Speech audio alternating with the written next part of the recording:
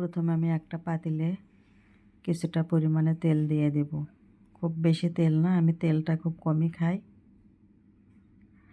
এর ভিতরে এখন আমি পেঁয়াজ কুচি কিছুটা ছেড়ে দেব, দিয়ে একটু নাড়াচাড়া করব।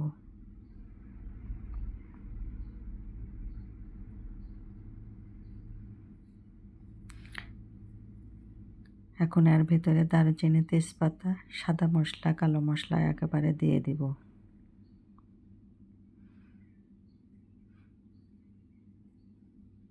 আসসালামু আলাইকুম সবাইকে, আশা করছি সকলে ভালো আছেন।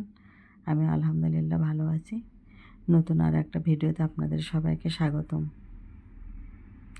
এর ভিতরে এখন আমি কিছুটা পরিমাণে পানি দিব, তাছাড়া আমার মশলাগুলো পুড়ে যাবে।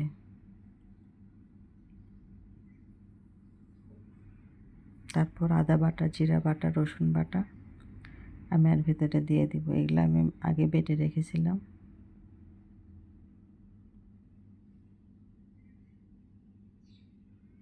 তারপর 1 চামচ মরিচের গুঁড়া, হাফ চামচ হলুদের গুঁড়া দিব। আমার এই হলুদের গুঁড়াগুলো অনেক রং হয়, আমি নিজে হলুদ কিনে গুঁড়া করে নিয়েছিলাম। এর ভিতরে এখন 1 চামচ লবণ দিয়ে দেব। মশলাগুলো যখন এরকম তেল ছেড়ে দেবে তখন এটা হয়ে গেছে। এর ভিতরে আমি আলু আর মুরগির পা একসাথে ধুয়ে রেখেছিলাম, সেগুলো ছেড়ে দেব। আমার অনেকগুলো মুরগির পা জমে গেছে, সেই পাগুলো এখন আমি রান্না করব।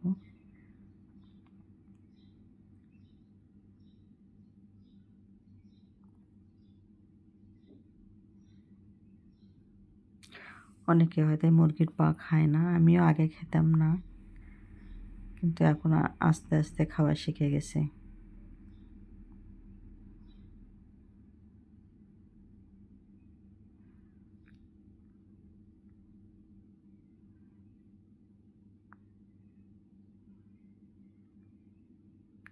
আমি এবার নাড়াচাড়া করে ঢেকে রাখবো।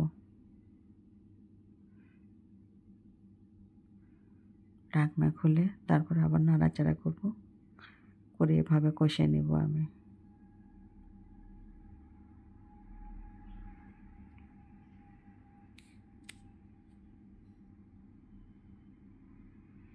কষানো হয়ে গেলে আমি এর ভিতরে কিছুটা পরিমাণে পানি দিলাম।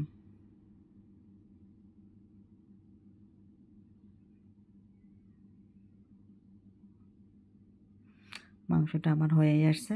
এর ভিতরে এখন আমি জিরার গুঁড়া দিয়ে দেব।